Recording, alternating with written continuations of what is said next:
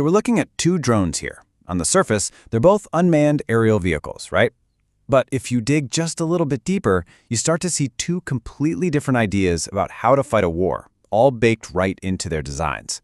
And I mean, you can see it right away, can't you? Look at Iran's Shahed-136. It's sleek, simple, almost looks like something you'd see at a hobby shop. And then you have the American MQ-9 Reaper, which is just massive. It looks like a traditional airplane that just happens to be missing a cockpit. So what gives? Why the huge difference? Well, the first and most obvious answer is just sheer brute force size. And we're not talking a small difference here. These things are in completely different weight classes. Okay, let's look at the numbers, because this is where it gets kind of wild. The Shahed-136, it weighs about 440 pounds. The MQ-9 Reaper, on the other hand, comes in at a staggering 10,500 pounds. And look at the wingspan, 8 feet for the Shahed versus 66 feet for the Reaper. That's like comparing a king-size bed to a city bus. It's just no contest.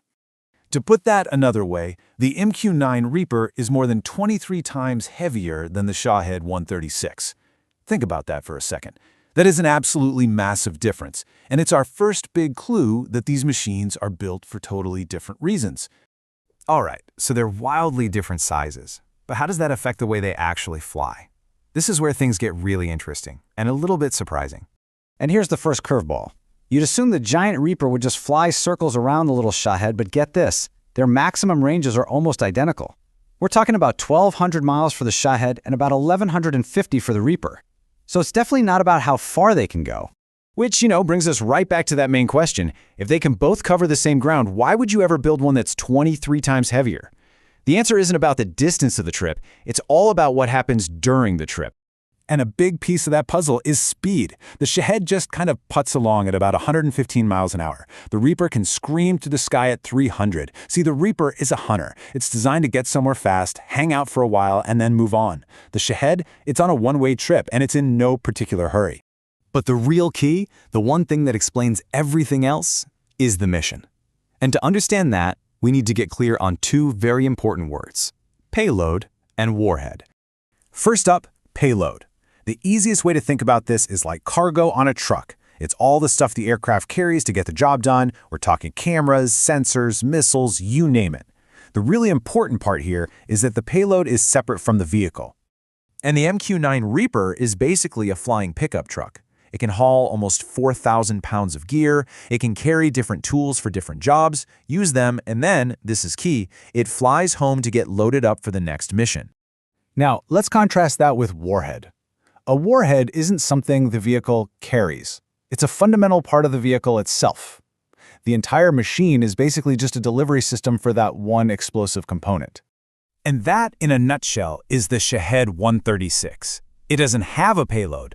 The entire drone is the payload.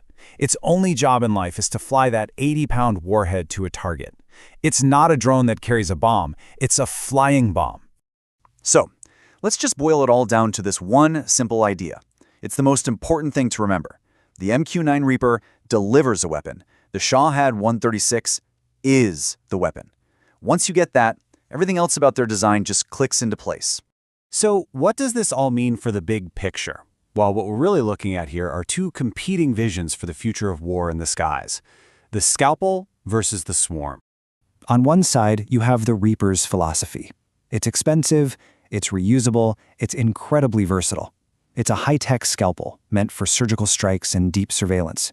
And on the other side, you have the Shahed.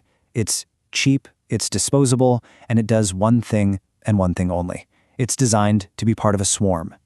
At the end of the day, asking which drone is better is kind of pointless. It's like asking if a sledgehammer is better than a screwdriver.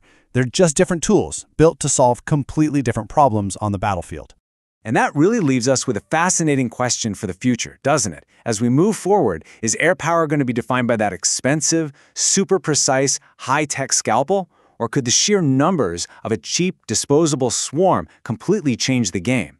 The fact that both of these drones exist today probably tells us the answer is a little bit of both.